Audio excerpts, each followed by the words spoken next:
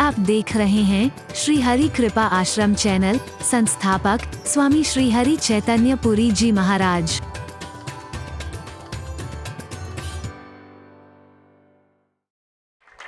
दिखना चाहिए आसुरी प्रवृत्तियां हमारे अंदर को प्रवेश तो नहीं कर रही हैं कहीं।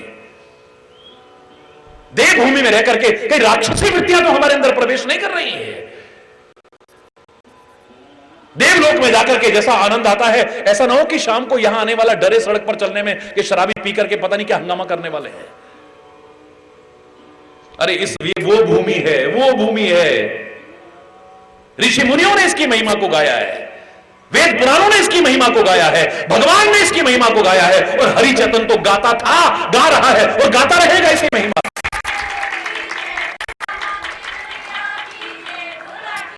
पर वो महिमा गाने लायक हम लोग भी तो इसे बना के रखे, क्या हमारा उत्तरदायित्व तो नहीं? बोलो पहचान कहीं खो ना बैठे। भारतवासियों, इस भारत की एक पहचान है।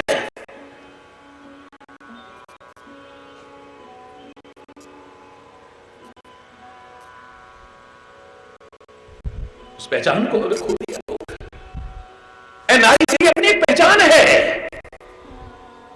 तेरा सम्मान कभी कम नहीं हो सकता है, लेकिन अगर तूने अपनी पहचान को खो दिया तो भगवान राम नारी की महिमा गाते हैं, भगवान राम नारी के सम्मान को स्थापित करते हैं, भगवान राम नारी के उत्थान के लिए अपना जीवन समर्पित कर देते हैं।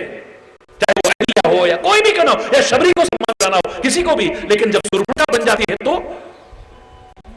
हरि बोलना, वही राम उसके नाक कान भी कटवा देते हैं, वही राम उस ताड़का का वध भी करते हैं, क्योंकि वो नारी नहीं है। क्या राम से आप उम्मीद कर सकते हो एक नारी का वध करेंगे? वो नारी पर तीर चलाएंगे? हो ही नहीं सकता है। पर नारी तेरी अपनी एक पहचान है। जब तू उस पहचान को खो देती है तो तू नारी के नारे लायक नहीं रह सकती। संत तेरी अपनी एक पहचान है, अगर तू उसे खो देता है तो तू संत कहलाने का अधिकारी, बोलो हे सदगुरु, तेरी अपनी पहचान है। भगवान से बढ़कर के भी अगर किसी को मानने को कहा है तो संत और सदगुरु को ही हो सकता है। पर तेरी पहचान है, अगर उसे खो बैठे तो, जिस रामायण में कहा कि तुम ते अधिक गुरु ही जिए जानी, राम के मुंह पे कह रहे हैं वाल्मीकि, तुम ते अधिक गुरु ही जिए जानी, सकल भाई से वही सानी। अगर तुमसे बढ़कर के भी राम अगर किसी को मानना पड़े ना, तो शिष्य अपने गुरु को मानता है। कवि की तरह कह उठता है, गुरु गोविंद दो खड़े काके लागू पाए, बलिहारी गुरु आपने जिन गोविंद। वो सहर्ष कह उठता है, हरि रूठे जग ठोर है, पर गुरु रूठे नहीं ठोर। वो सहर्ष कह उठता है, शीश दिए यदि गुरु मिले तो भी सस्ता जाना। अगर गर्दन कटा के भी गुरु मिले, समझने सस्ते में मिल गया है। पर अगर वो अपनी पहचान को खो बैठे तो, पहचान को खो बैठे तो कहा कि गुरु तो हमें नरकों की यात्राओं से बचा देगा, हमारे जीवन को नरक नहीं बनने देगा, अगर उसके संदेश को अपना लो तो। हरि बोल। लेकिन हरहि शिष्य धन शोक न हरहि, बोलो हरहि शिष्य धन शोक न हरहि, सो गुरु घोर नरक मह परहि। हरि बोल। गुरु तो नरक की यात्राओं से बचाता है, लेकिन जो गुरु शिष्य के धन का तो हरण कर ले पर उसके संदेह का निवारण न करे, उसके अज्ञान का निवारण न करे, उसकी जिज्ञासाओं को शांत न करे, वो नरक से बचाएगा क्या? स्वयं नरकगामी बनेगा। दावे से कह रहा है, स्वयं नरकों में सड़ता रहेगा।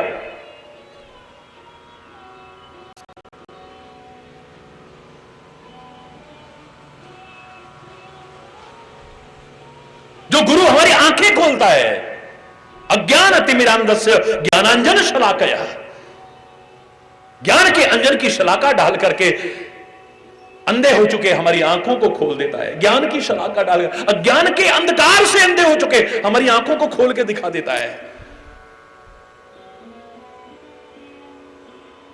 अज्ञानतिमिरान्धस्य ज्ञानांजन शलाकया चक्षुरुन्मीलितं।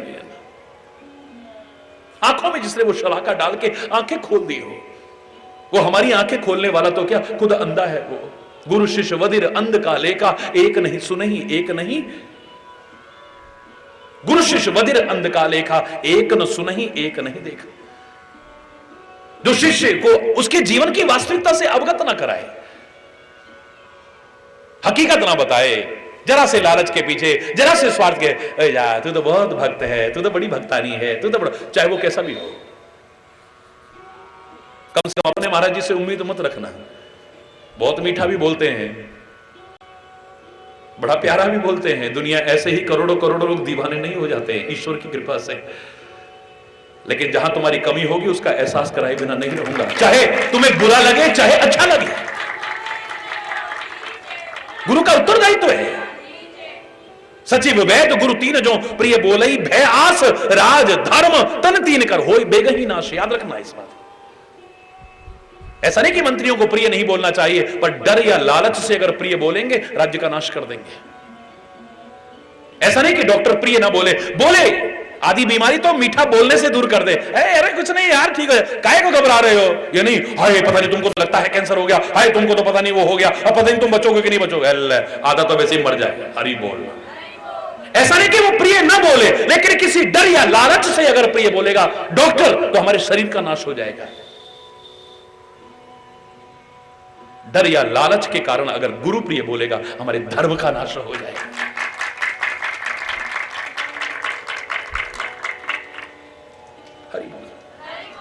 अगर वो शिष्य की कमियों को नहीं देखता है, खाली इस डर की वजह से अगर कहा तो इसको बुरा लग जाएगा, बुरा लग जाएगा तो आना बंद कर देगा, आना बंद कर देगा तो चढ़ावा कहां से चढ़ेगा। हरि बोल।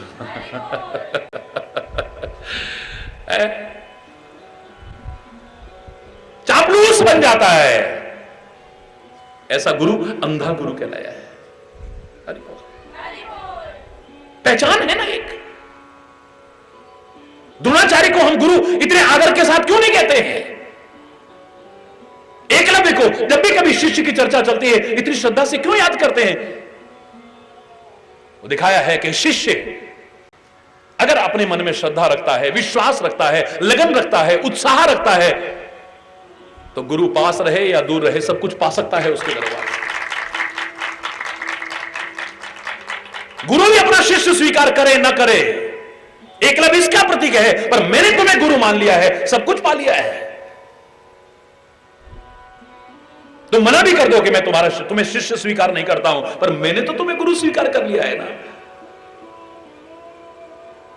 एक प्रतिमा बना करके ही अपनी श्रद्धा के बल पर, अपने विश्वास के बल पर, अपनी आस्था के बल पर, अपनी लगन के बल पर, अपने उत्साह के बल पर एकलव्य वो पा गया है जो तुम सामने गुरु को पाकर के भी नहीं पा रहे हो। हरि बोल।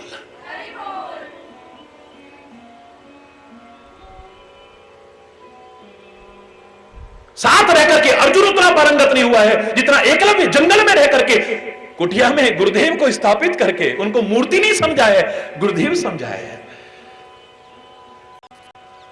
भाई बैठे बैठे सब कुछ पा गया, सब कुछ।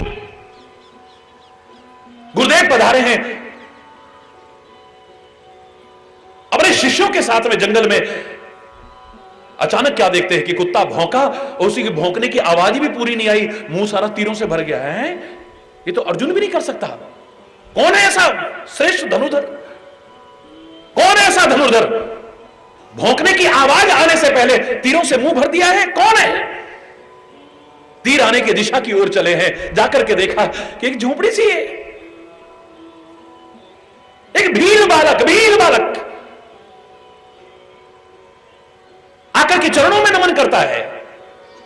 गुरुदेव कितने मेरे सौभाग्य, आप यहां पधारे। गुरुदेव कौन हो तुम? आपका शिष्य गुरुदेव। कौन शिष्य? बोले एकलव्य गुरुदेव। भील बालक, मैंने तुम्हें अपना शिष्य कब स्वीकार करा? पर मैंने तो गुरु स्वीकार किया। अरे बोल रहा हूं, ये धनुर्विद्या कहां से सीखी? बोले आपसे। मैंने तो कभी सिखाई नहीं। बोले आइए देखिए, मिट्टी की प्रतिमा बनी हुई है, भाव में जब व्यक्ति इतना ऊंचा चढ़ जाता है ना, मिट्टी तो क्या एक कण कण तुमसे बात करेगी और तुम्हें सिखाएगी। ये गुरुदेव देखिए आप विराजमान है, मैं आपसे ही कहा करता था मुझे सिखाओ कैसे तीर चलाते, आपने सिखाया है मुझे।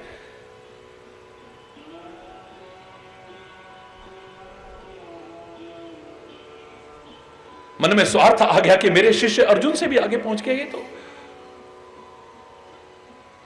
अगर तो मेरे शिष्य हो तो दक्षिणा दोगे ना। गुरुदेव जीवन भी मांग लीजिए, आपके चरणों में हंसते हंसते अर्पित कर दूंगा मैं। जीवन नहीं चाहिए, गर्दन मांगिए प्रभु, गर्दन भी चाहिए, बस एक अंगूठा काट के दे दो। एक बार बहस नहीं, इसके बिना मैं तीर कैसे चलाऊंगा? कोई बहस नहीं है।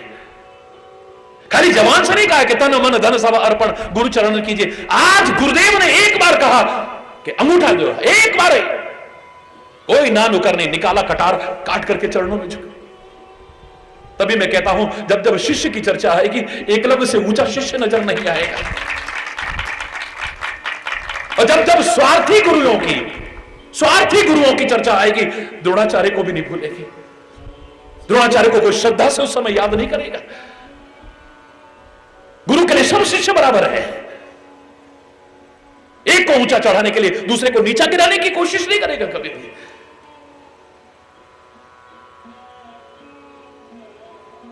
पहचान है, पहचान। एकलव्य कौन है? शिष्य है। कोई भी कह देगा हरि बोल, कोई भी कह देगा ये शिष्य है, क्योंकि उसने अपनी पहचान को खोने की कोशिश नहीं की।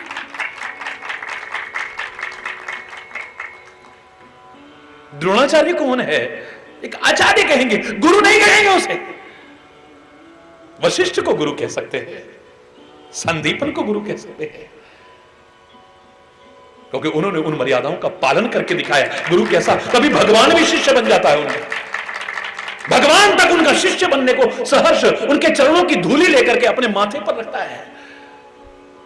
जाके सहज श्वास श्रुतिचारी, सो हरि पढ़ यह कौतुक भारी। कौतिक सा नजर आता है, खेल सा नजर आता है।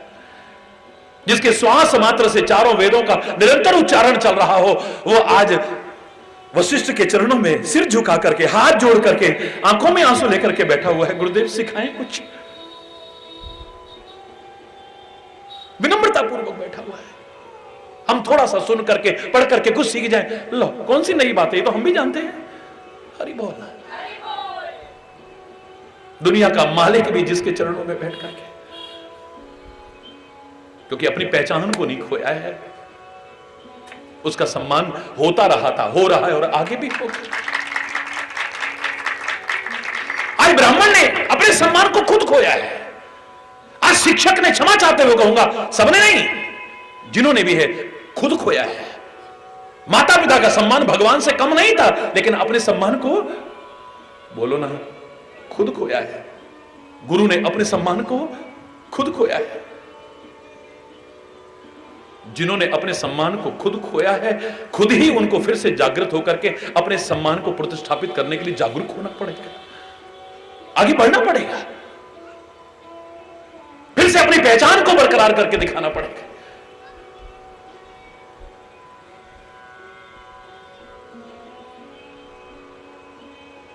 सिकंदर भी सारी दुनिया को जीत करके पूछता है, मैं भारत जा रहा हूं, क्या लेकर के आऊं? भारत की पहचान है वहां, सारी दुनिया में एक पहचान थी। अगर जा रहे हो ना भारतवर्ष में, एक तो गंगा जल ले आना, एक किसी संत के मुख से उपदेश जरूर लेकर के आना। हरि बोला। लोग कहते हैं कृषि प्रधान देश है भारत, मैं कहता हूं अधूरा कहते हो। एक कृषि प्रधान देश भी है और ऋषि प्रधान देश भी है।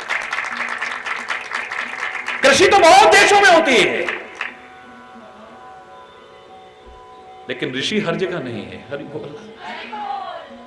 यहां जो ऋषियों की वाणी है, यहां जो महापुरुषों की वाणी है, यहां जो वेदों की वाणी है, यहां जो उपनिषदों की वाणी है, यहां जो पुराणों की वाणी है, उसने सारी दुनिया में इसका सम्मान बढ़ाया था। आज भी व्यवसाय बना करके नहीं, अगर निस्वार्थ भाव से आगे बढ़ करके प्रचार किया जाए, फिर से सारी दुनिया में सबसे ऊंचे सम्मान। ये कृषि और ऋषि प्रधान देश है। हरि बोल। अगर भारत जाकर के कुछ लाना चाहते हो ना, किसी संत महापुरुष के चरणों में बैठ करके उससे कुछ शिक्षा लेकर के आना। सारी दुनिया को जीतने वाले सिकंदर से भी एक आता। सौभाग्यशाली हो, तुम्हें अवसर मिल रहा है। हरि बोल, जोर से बोल। और किसने पुनीत अवसर पर, नवरात्रि के पर्व पर आपको अवसर मिल रहा है, सत्संग का अवसर मिल रहा है। टीवी पर तो करोड़ों करोड़ों लोग रोज सुनते हैं, आप भी सुनते हो, कौन सी बड़ी बात है, अच्छी बात है, सुनते रहना। लेकिन आमने सामने, वहां तो लाइट चली जाए तो हरि बोलना, या केबल वाला कभी चैनल हटा दे तो हरि बोलना, कभी सिग्नल चला जाए तो हरि बोलना, कभी टीवी खराब हो जाए तो, अरे ऐसा मौका कहां मिलेगा। हरि बोलना, जोर से बोलो और जोर से बोलो, हाथ उठा के और जोर से। मैं कहा करता हूं हमेशा, मानव का जीवन मिला है हमें, सौभाग्यशाली हैं। भारत जैसी पवित्र धरा पर जन्म मिला है, सौभाग्यशाली हैं हम। सर्वांग परिपूर्ण शरीर मिला है, सौभाग्यशाली हैं हम। सत्संग मिल रहा है, सौभाग्यशाली हैं हम। सत्संग में हमारी रुचि है, वरना इतनी दूर जंगल में सुनने ना आते हम। सौभाग्यशाली हैं हम। पर जो सुनो इसे जीवन में अपना लेना, सौभाग्यशाली नहीं परम सौभाग्यशाली बन जाओ। कहीं ढोंग पाखंड और अंधविश्वास की चौकटों पर नाक नहीं रगड़नी पड़ेगी। ये हमारे चावल देखते, जरा फूल देखते, यार फलाना देखते, हमारी किस्मत ही ऐसी है, हमारे बच्चे, कुछ नहीं। चैलेंज करके कह रहा हूं, जो लाख भाग दौड़ करके जिगा जिगा नाक रगड़ करके तुम नहीं पा पाए, सहज में पा जाओगे किसे।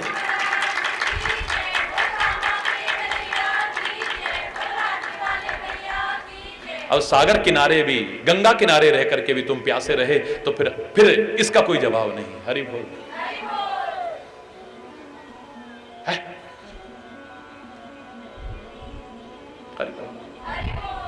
वो सागर खारा हो सकता है प्यासे रह जाओ, पर सत्संग का सागर खारा भी नहीं है।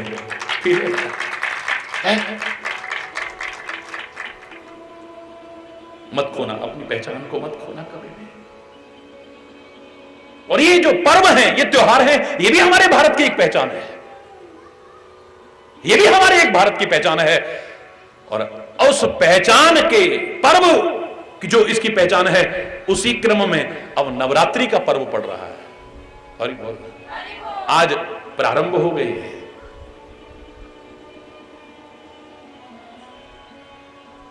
नव जीवन देने के लिए, नव संदेश देने के लिए, नव चेतना जागृत करने के लिए।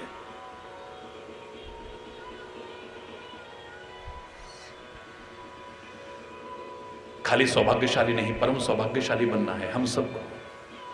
और करोड़ों करोड़ों लोग जो टेलीविजन के माध्यम से इस संदेश को सुने,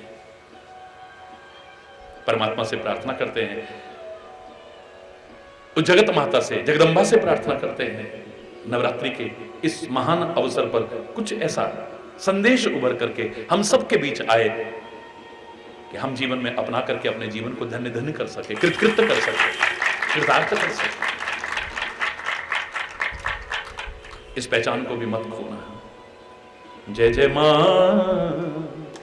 जय जय मां, जय जय मां, जय जय मां।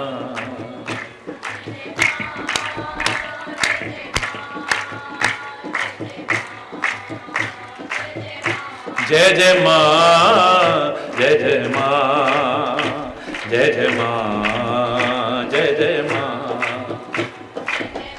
हरि बोल। सारे बोलिए हृदय से ध्यान करते हुए, बिल्कुल। जय जय मां, जय जय मां, जय जय मां, जय जय मां, जय जय मां, जय जय मां। दुर्गति नाशनी दुर्गे जय जय। काल विनाशिनी काली जय जय, काल विनाशिनी काली जय जय, उमा रमा ब्रह्माणी जय जय, उमा रमा ब्रह्माणी जय जय, राधा सीता रुक्मणी जय जय, राधा सीता रुक्मणी जय जय जय माँ, जय जय माँ, जय जय माँ, जय जय माँ, जय जय माँ।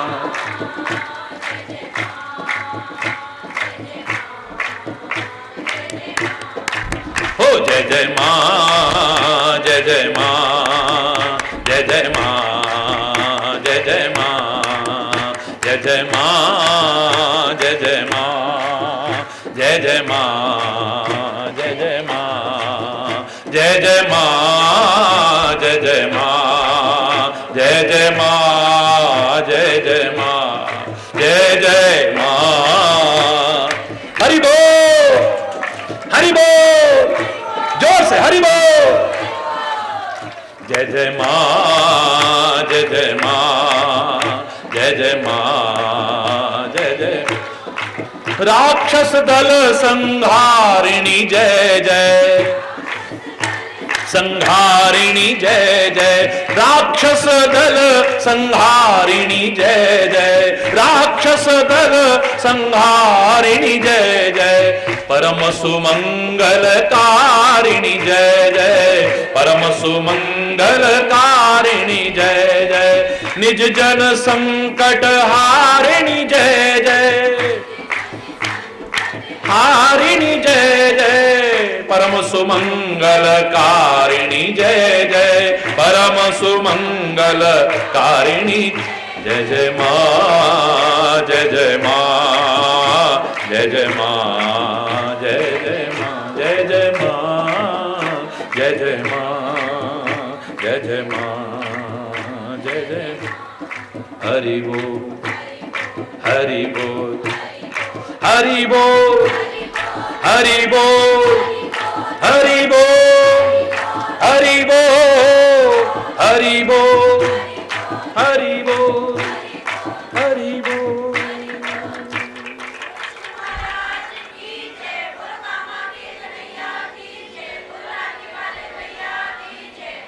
हरि बोल, हरि बोल।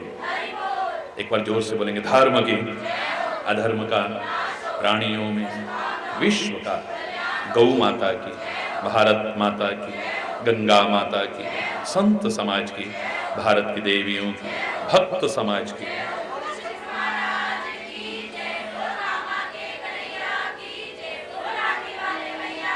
बोलो वृंदावन बिहारी लाल की जय, जय जय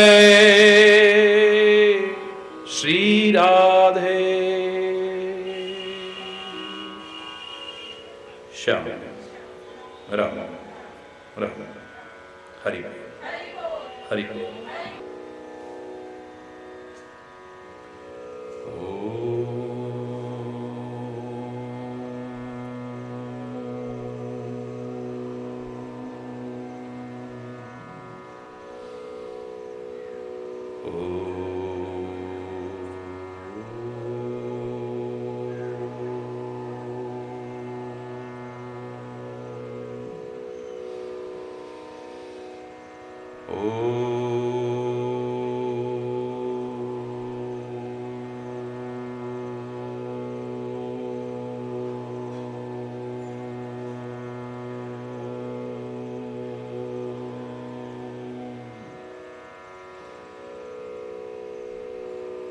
सर्वे भवन्तु सुखिनः,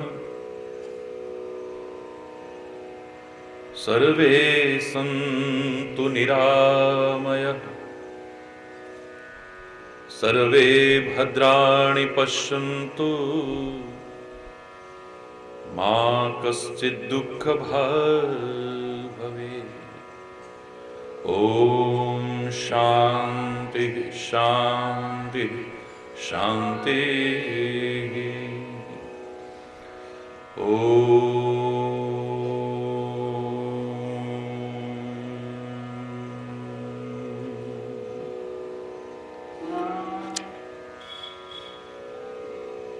मातास्य पिता त्वमेव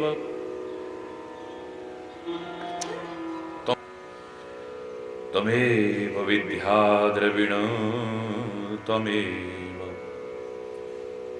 त्वमेव सर्वं मम देव देव।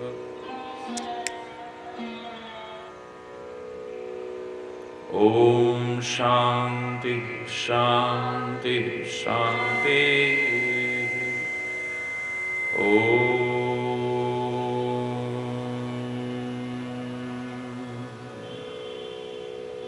ध्यानमूलं गुरुर्मूर्ति पूजामूलं गुरुपदं मंत्रमूलं गुरुर्वाक्यं मोक्षमूलं गुरुकृपा। ओम शांति शांति शांति।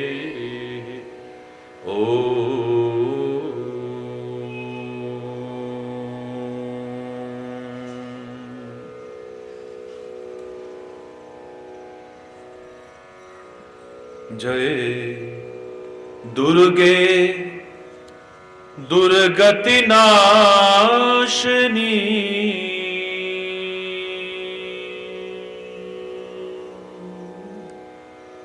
जय दुर्गे दुर्गति नाशिनी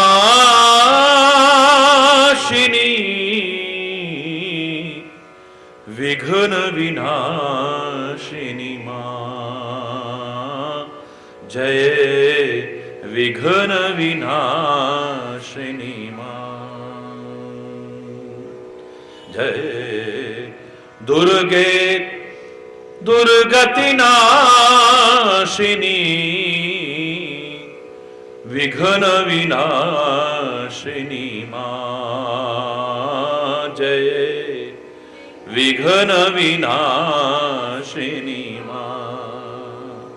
जय निज जन संकट हारिणी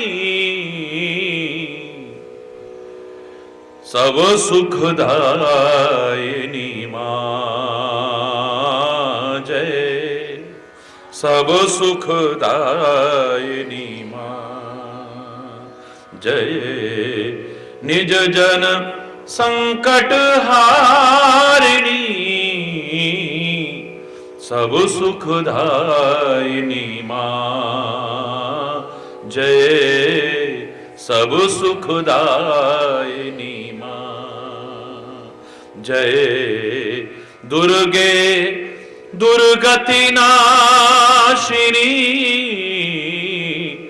विघ्न विनाशिनी मां। जय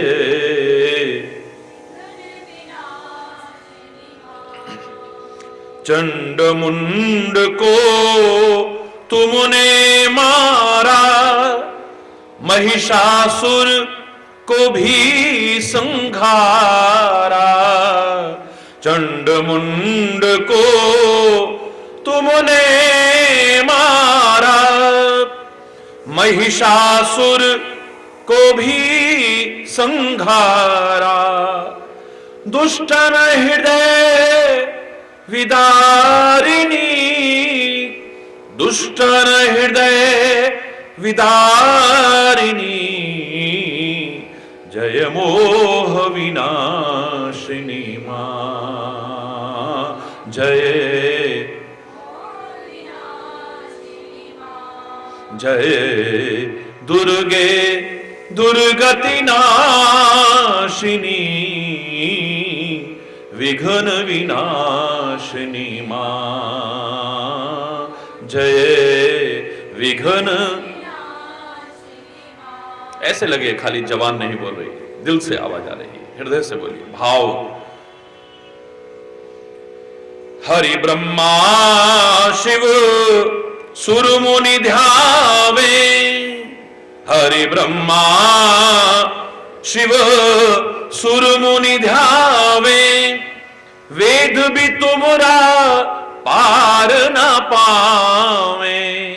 वेद भी तुम्हारा पार न पावे। परम सुमंगलकारिणी घट घट वासिनी मां जय।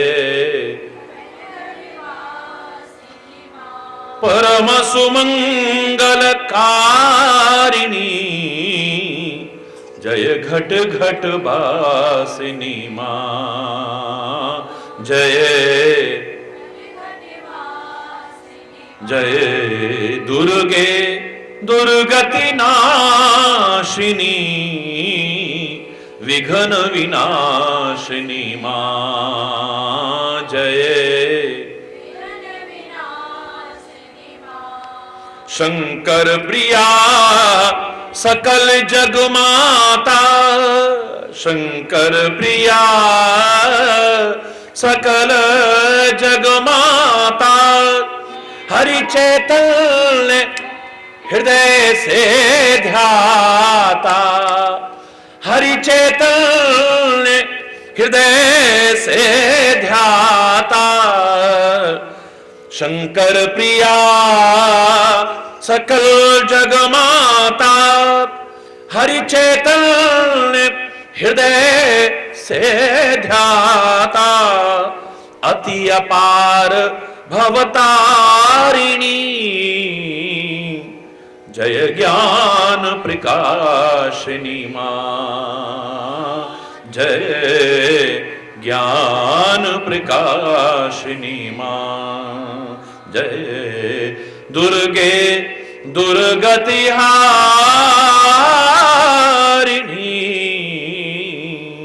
विघ्न विनाशिनी मां जय विघ्न विनाशिनी मां जय जय मां जय जय मां जय जय मां जय जय मां जय जय मां जय जय मां जय जय मां जय जय मां जय जय मां जय जय मां जय जय मां जय जय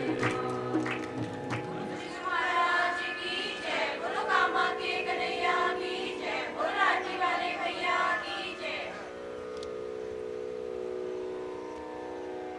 हरि बोल हरि बोल हरि बोल। हरि बोल। कल बहुत विस्तार से चर्चा की हमने। अपनी स्वाभाविक पहचान को कभी खोने की कोशिश मत करना।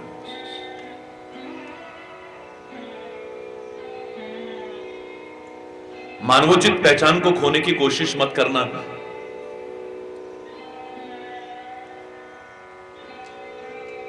अपने क्षेत्र की पहचान को खोने की कोशिश मत करना। अपने इस प्यारे वतन की उस प्यारी सी पहचान को कभी खोने की कोशिश मत करना।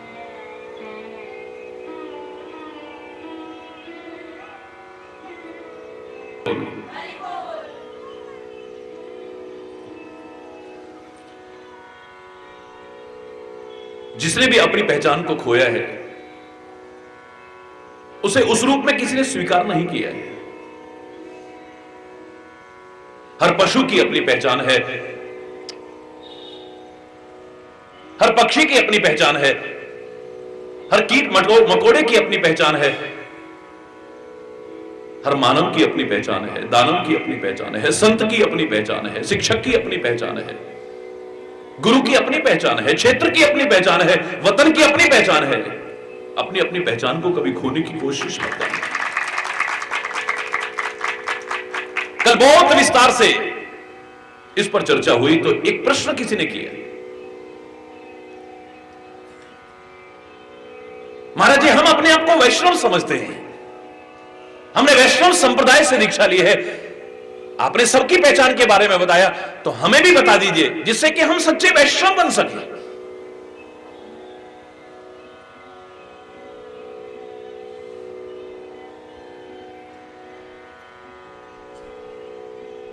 अच्छा प्रश्न है। एक संत के शब्दों में अगर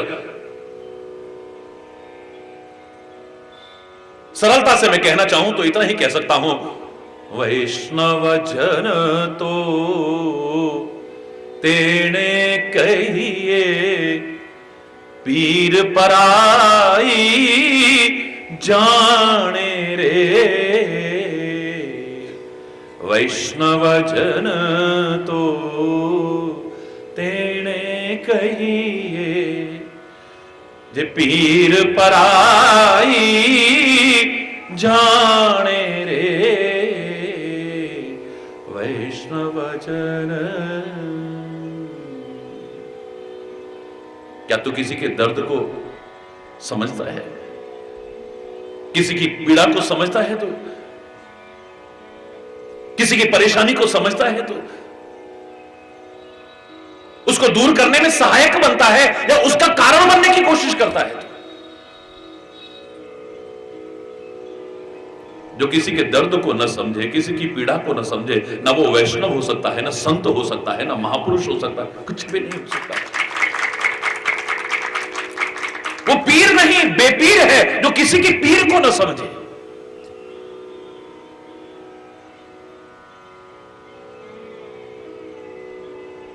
हम तिलक को खाली उसका अपना महत्व है वैष्णव समझ बैठते हैं। हम तुलसी की माला पहनने को ही खाली वैष्णवता समझ बैठते हैं। हम एकादशी इत्यादि का व्रत रखना ही वैष्णवता की पहचान समझ बैठते हैं। इन सब का अपना महत्व है, मैं बहस नहीं करूंगा। लेकिन विष्णु की तरह जब तक तुम विनम्र नहीं हो जाओगे, सच्चे वैष्णव नहीं कहला सकते। कौन बड़ा है, कौन छोटा है, जब ये पहचान करने का नंबर आया, याद करिए इतिहास को। क्षीर सागर में लेटे हुए थे भगवान विष्णु, लक्ष्मी चरण दबा रही थी और भृगु जी ने आकर के जोर से लात मारी है। आव देखा ताब आकर के सीधे लात मारी छाती में।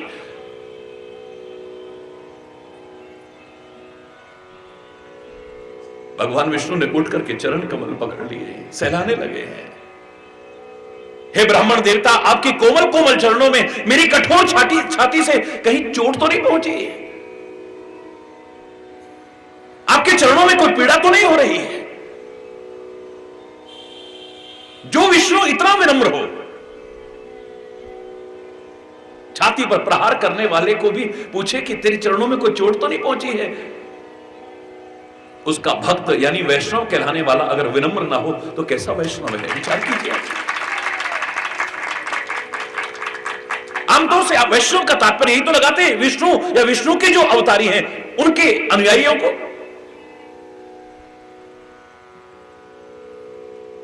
वो विशेषताएं भी तो आए। मैं कैसे मान लूं उसे राम का भक्त जो अपने माता पिता का निरादर करता हो?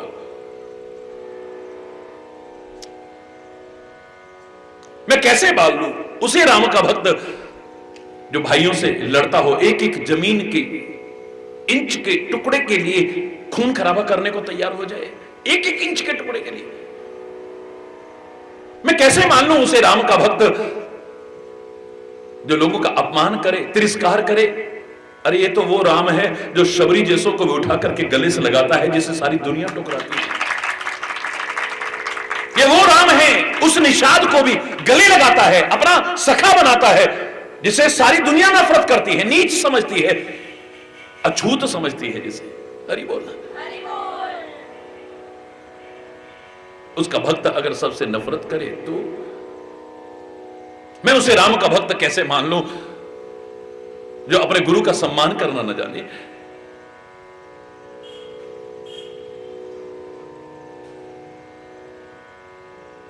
मैं उसे राम का भक्त कैसे मान लूं जो अधर्म के विनाश के लिए तत्पर न रहे, अपना योगदान न दे, जो धर्म की संस्थापना में अपना योगदान देने की कोशिश न करे? वो कैसा राम का भक्त है? समाज के लिए जो समर्पित ना हो वो कैसा राम का भक्त है? हम जिन्हें आदर्श मान रहे हैं उनकी अच्छाइयों के कारण ही तो वो अच्छाइयों का एक अंश भी अगर हमारे जीवन में न उतरा तो हमने क्या अपना आदर्श माना है? अपना क्या आदर्श माना है हमने?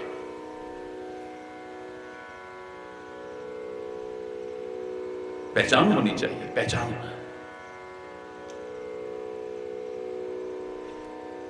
और ये भूमिका जो हमने प्रस्तुत की थी ईश्वर की कृपा से नवरात्रि के संबंध में की है। हमारे देश की एक पहचान है, विभिन्न पहचानों में ये पर्वों का देश है, त्योहारों का देश है, मेलों का देश है। या विभिन्न पर्व आते हैं और विभिन्न प्रेरणाएं देकर के जाते हैं, नव स्फूर्ति जागृत करने की कोशिश करते हैं, नव चेतना जागृत करने की कोशिश करते हैं, नव संदेश हमको देते हैं। हर बार नयापन है, हर बार नयापन है।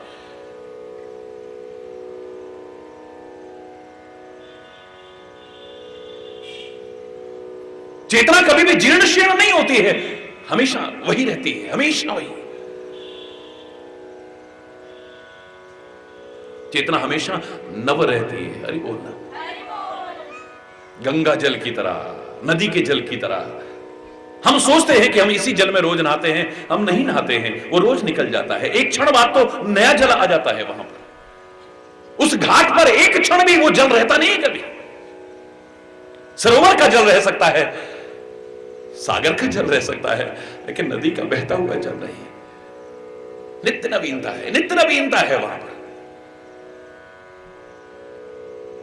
हमारे वेदों में नित्य नवीनता है, हमारे पुराणों में नित्य नवीनता है, हमारे उपनिषदों में नित्य नवीनता है, हमारे रामायण, गीता, भागवत, गुरु ग्रंथ, कुरान, नित्य नवीनता है।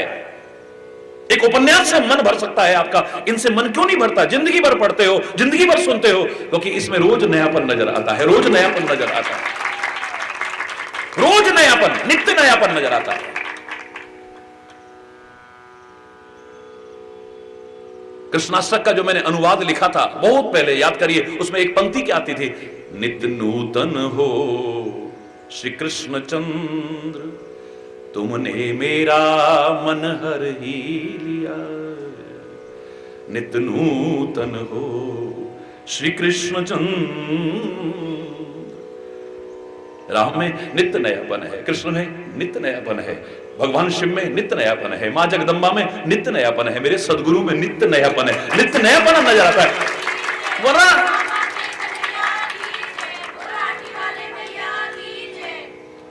नित्य नवीनता नहीं होगी तो आपके अंदर वो भाव जागृत नहीं हो पाएगा, नित्य नयापन नजर आता है।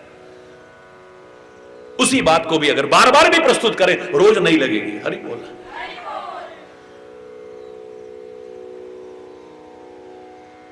एक पुस्तक को कितनी बार पढ़ लोगे, कितनी बार पाठ कर लोगे? रामायण का पाठ कब से होता रहा, हो रहा है, होता रहेगा। गुरु ग्रंथ साहब का पाठ कब से हो रहा है, हो रहा है, आगे भी होता रहेगा। वेद, पुराण, उपनिषद, गुरु ग्रंथ, कुरान, बाइबल, इनको लोग पढ़ते थे, पढ़ रहे हैं और आगे भी पढ़ते रहेंगे। मन तृप्त नहीं होगा कभी, रोज नयापन लगता है, रोज नयापन लगता है। वही प्रार्थना है, हम रोज बोलते हैं, लेकिन हमारा मन कभी अघाता नहीं है उससे। वही भगवान के चरित्र हैं, इनसे मन कभी अघाता नहीं है। और जिनका अघा गया है वो रसिक नहीं है उसके।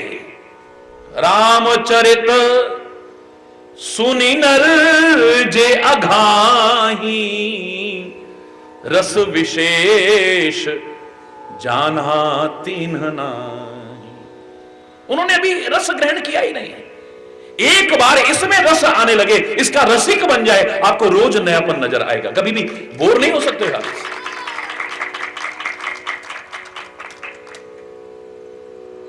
नयापन है, नयापन। ये खाली कोई बातों तक नहीं है, हाय त्योहार आ रहा है, नए कपड़े बनाओ, बोला आ रहा है नए कपड़े। पहले बड़ा जोश होता था लोगों,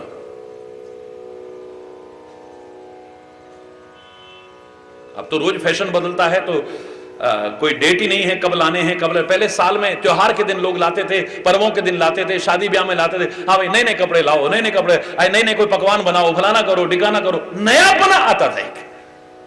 यहां कपड़े से तात्पर्य नहीं है, यहां पकवान से तात्पर्य नहीं है।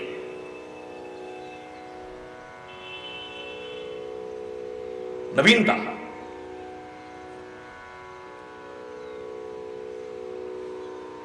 तो पहचान है जो पर्व हमारे भारतीय संस्कृति के नवरात्रि का पर्व पड़ रहा है। मां की आराधना कर रहे हो, शक्ति की आराधना कर रहे हो, जगदम्बा की पूजा कर रहे हो, आप सौभाग्यशाली हो, प्रशंसा करता हूं। एक बार फिर मैं आप सबको, सारे भारतवासियों को और सारी दुनिया के लोगों को शुभकामना भी देता हूं, बधाई भी देता हूं और हृदय से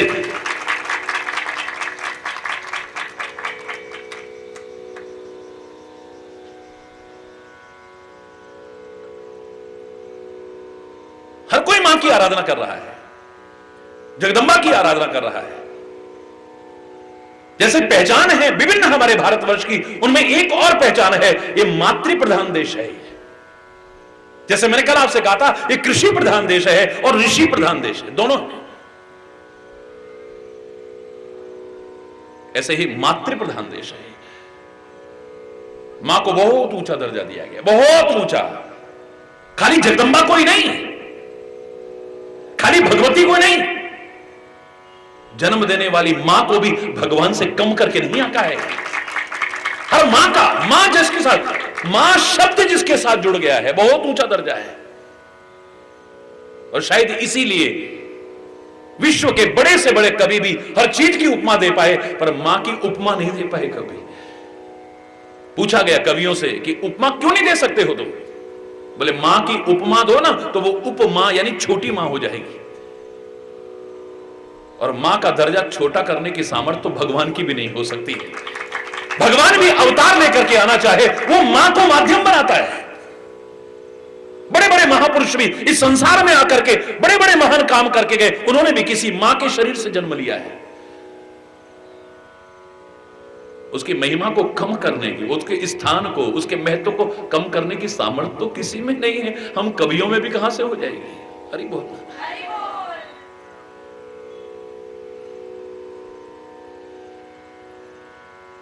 मैंने आपसे कहा था कि एक घड़ी का कर्जा लाख जन्म लेकर के तुम जन्म देने वाली मां का भी उतार नहीं सकते हो। लाख जन्म लेकर के, उस एक घड़ी का, जिस एक घड़ी में तुम्हें जन्म दे रही होती है तुम्हारी मां। अज्ञानता के कारण कह देते हो कई बार, क्या दिया है हमको मां बाप ने, क्या दिया है हमको, क्या नहीं दिया है। हम मेहनत ना करते तो हमको तो खाली निकाल दिया था। पर तू जो खाली निकल करके गया था और तुझे जिसने इतना कुछ बना लिया, अगर तू ही ना होता तो, अरे तेरे को दुनिया में लाने वाले तो तेरे मां बाप ही थे, उनका स्थान कैसे कम हो जाएगा। उस एक घड़ी का कर्जा, एक घड़ी का कर्जा, जीवन और मौत के बीच झूलते हुए जब मां हमें जन्म देती है, लाख जन्म लेकर के चुकाने की सामर्थ्य नहीं विकसित कर सकते हम।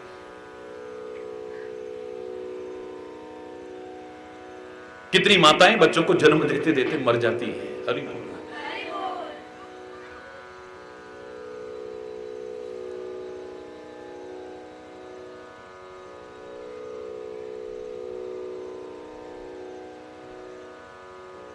इतना ऊंचा स्थान है मां का, इतना ऊंचा स्थान है मां का।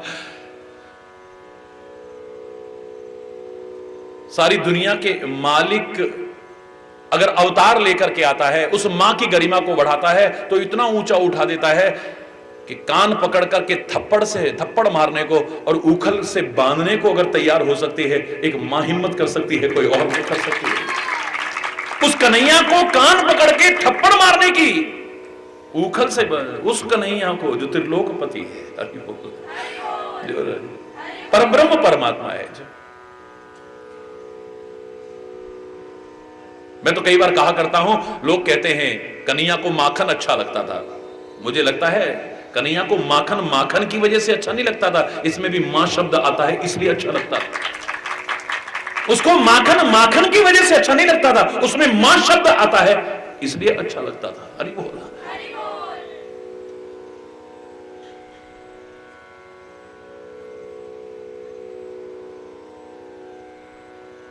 भारतीय संस्कृति ने तो हमेशा से नमन किया है मां के चरणों में।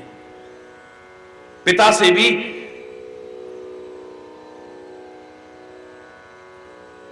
सौ गुना स्थान रखा है मां का।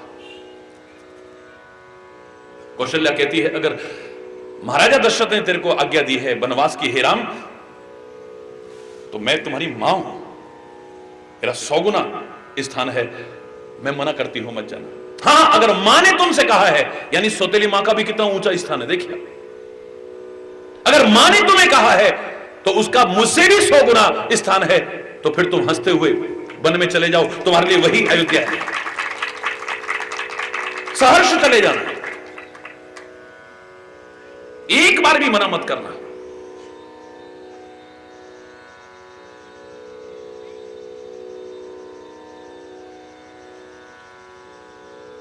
प्रसंग हमारा शुरू होगा, नवरात्रि का बड़ा सुंदर प्रसंग शुरू होगा, लेकिन मैं एक बात जरूर कहूंगा, इस मां की तो पूजा करो, बड़ी अच्छी बात है।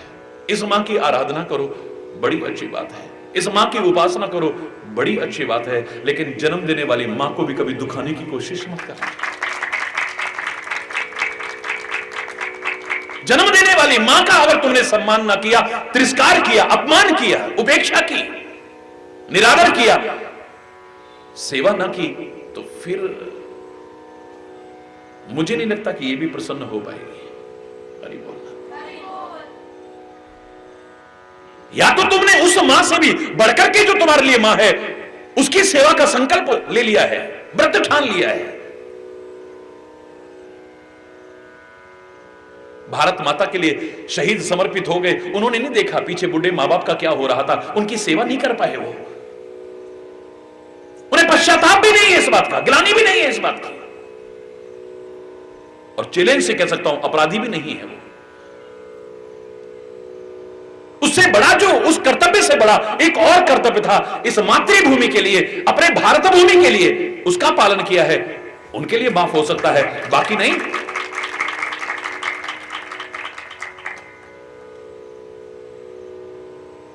बाकी तो मैं इतना कह सकता हूं कि इस मां का तो आप पूजन करो,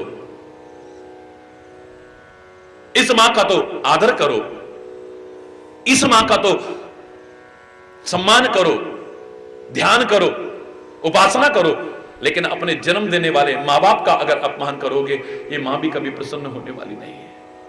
बोलो, कोई भी पूजन भारतीय संस्कृति में होता है तो सबसे पहले हम गणेश की पूजा करते हैं ना, क्यों? सारे देवी देवताओं में सबसे पहले पूजा होती है इसकी, गणपति बप्पा। अब तो सबको आने लग गया है, टेलीविजन के माध्यम से सारी दुनिया देखती ना। पहले खाली महाराष्ट्र में ये शब्द मराठी के हैं ना, तो महाराष्ट्र में ही ये गूंजते थे, कभी आए तो सारी दुनिया में गूंजते हैं। पूजन तो सभी करते हैं ना। गणपति बप्पा मोरया रे बप्पा, मोरया रे, मोरया रे बप्पा, मोरया रे बप्पा, मोरया रे, मोरया रे। गणपति बप्पा मंगल मूर्ति, गणपति बप्पा मंगल मूर्ति, मोरया रे बप्पा, ओ मोरया रे बप्पा। हरि बोल, हरि बोल। सबसे पहले पूजा होती है, सबसे पहले। पर कभी किसी ने सोचा कि सबसे पहले पूजे जाने योग्य गणेश कैसे बने? एक देवता है क्या कोई? 33 कोटि देवी देवता है। गणेश जी ने ऐसा क्या कर दिया था जिसकी वजह से सबसे पहले पूजा होने लगी उनकी? इतने देवी देवताओं में से इन्हीं को क्यों चुना गया? प्रश्न उठता है। पर कोरी कथा करते हो, कोरी कथा पढ़ते हो, कोरी कथा सुनाते हो, कोरी कथाएं देखते हो, काश इसे सीख लेते तो और यही कुछ हो जाता। कौन सबसे पहले पूजा के योग्य है, इसके लिए परीक्षा की जाएगी। क्या परीक्षा होगी? जो पृथ्वी की परिक्रमा सबसे पहले लगा करके आ जाएगा, उसी की सबसे पहले पूजा होगी। एक से एक तीव्रगामी वाहन सबके पास में, एक से एक हवा के वेग से भी तेज चलने वाले वाहन लोगों के पास में, सब अपने तेज चलने वाले वाहनों पर सवार हो करके पृथ्वी की परिक्रमा के लिए निकल पड़े हैं। गणेश जी ने सोचा मेरा तो चूहा, हरि बोल, जोर से बोल,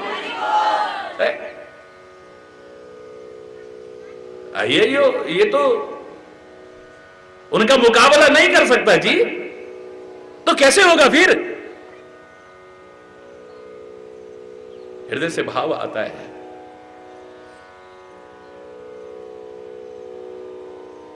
मेरे तो माता पिता के चरणों में ही सारी दुनिया है। इनकी परिक्रमा लगा ली ना, इनका सम्मान कर लिया ना, इनको अगर आदर दे दिया ना मैंने, इनकी सेवा कर ली ना, इनकी पूजा कर ली, मेरी सारी दुनिया की परिक्रमा हो गई। मुझे कहीं जाने की आवश्यकता नहीं है।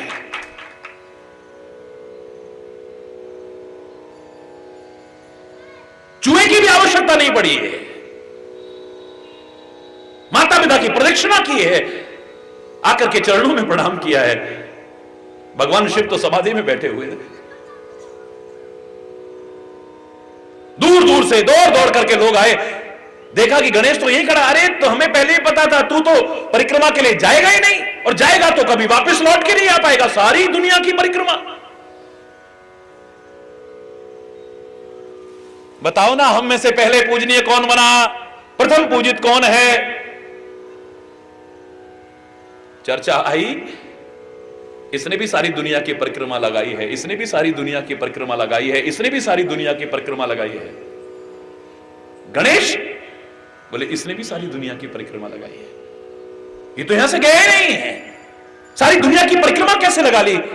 बोले इसने कहा था कि मेरी तो सारी दुनिया मेरे माता पिता के चरणों में है, मेरे तो सारे तीर्थ मेरे माता पिता के चरणों में है, मेरा तो सारा संसार माता पिता के चरणों में है। बस इनका सम्मान हो गया, हो गई पृथ्वी की परिक्रमा।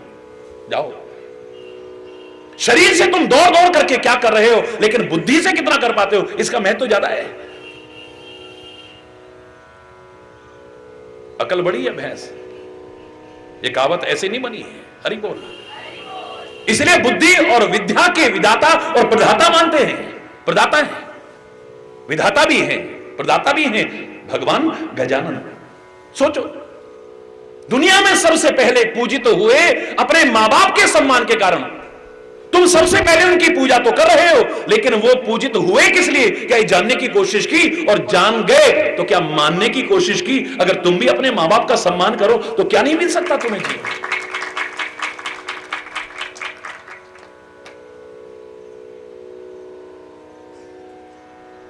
जिस गणेश की सबसे पहले पूजा कर रहे हो, अरे वो अपने मां बाप का सम्मान करने के कारण सबसे पहले पूजित हुआ है। साथ में भगवान का नाम भी लिया है, ये भी ठीक है। कहते हैं उन्होंने राम नाम भी लिखा और उसकी भी परिक्रमा। भगवान के नाम में, मां बाप के चरणों में सारी दुनिया है। हरि बोल। ये तो सच है कि भगवान है। बड़ा प्यारा गीत लगा था मेरे को। ये तो सच है कि भगवान को हम नहीं नकार रहे हैं, नकार सकते भी नहीं है, पर धरती पर रूप मां बाप का उस विधाता की पहचान है। अरे जोर से बोलो। नाम प्रभाव जान गणराऊ, प्रथम पूजियत नाम प्रभाव। राम नाम के प्रभाव से पूजित हुए, बड़ी अच्छी बात है, लेकिन हमको सिखाने के लिए है। सर्वसम्मति से जो निर्णय लिया गया वो यही था कि इन्होंने मां बाप के चरणों में ही सारे तीर्थों को समझा।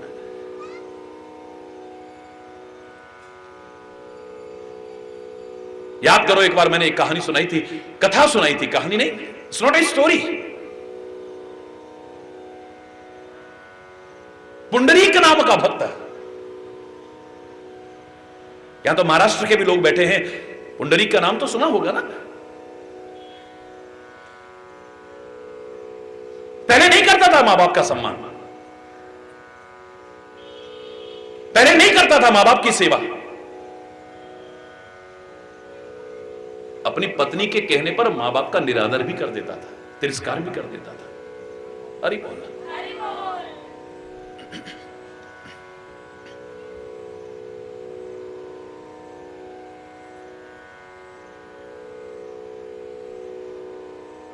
अगर मैं सारा उसका वृतांत तो सुनाने लगूं तो रोंगटे खड़े हो जाते हैं। वो यात्रा उसने मां बाप को दी है। तीर्थ यात्रा को जा रहे हैं दोनों, मां बाप ने कहा कि हमें भी ले चलो, अभी पूछ के आता हूं। घरवाली से पूछने गए, नहीं नहीं नहीं, बिल्कुल नहीं। घर का नाम रखा होगा, मैंने एक बार कहा था ना, मातृ छाया, पितृ छाया, पत्नी छाया रख दो उसका नाम। मां बाप को तो जगह ही नहीं है आदरपूर्वक उस घर में, क्षमा चाहते हुए कहूंगा मैं। अरे किस्मत वाले हैं जो अपने मां बाप का सम्मान, अरे पत्नी को पत्नी की जगह रखो, उसका भी जो अपना सब कुछ छोड़ करके तुम्हारे घर में आई है उसका ध्यान रखना भी तुम्हारा पुनीत कर्तव्य है। उसका भी तिरस्कार नहीं होना चाहिए, उसका भी अपमान नहीं होना चाहिए, उसका भी ध्यान रखना तुम्हारी ड्यूटी है। लेकिन सबकी जगह जो है उसको वहीं पर रखो। मां बाप को मां बाप की जगह रखो, बच्चों को बच्चों की जगह रखो, पत्नी को पत्नी की जगह रखो, भाइयों को भाई की जगह रखो, मित्रों को मित्र की जगह रखो। लेकिन धर्म को सब जगह रखो तो गड़बड़ होगी नहीं। धर्म को सब जगह रखो तो गड़बड़ होगी नहीं, असंतुलन पैदा होगा ही नहीं। बैलेंस बना करके चलो, नहीं ले जा सकते हम। उन्होंने कहा बेटा हमारी भी वृद्धावस्था है, पता नहीं कितना सा जीवन है, हम भी तीर्थ यात्रा कराएंगे। फिर जाकर के पूछा, सुनती हो वो तो जिद कर रहे हैं बहुत ज्यादा, तो बल बैलगाड़ी से बांध करके, रस्सी से बांध करके ले चलो। उस जमाने की बात बता रहा हूं, ज्यादा बहुत पुरानी बात नहीं है ये। कहते घसीटते हुए लेकर के जा रहे हैं, तीर्थ पर पहुंचे हैं, एक वृक्ष के नीचे कथा चल रही थी, जाकर के कथा सुनते हैं, ये सोच करके वहां पहुंचे, प्रणाम किया है और कथा चल रही थी। जो अपने मां बाप का सम्मान नहीं कर सकता है वो तीर्थ पर जाकर के कुछ नहीं पा सकता, भगवान का नाम लेकर के भी कुछ नहीं पा सकता है।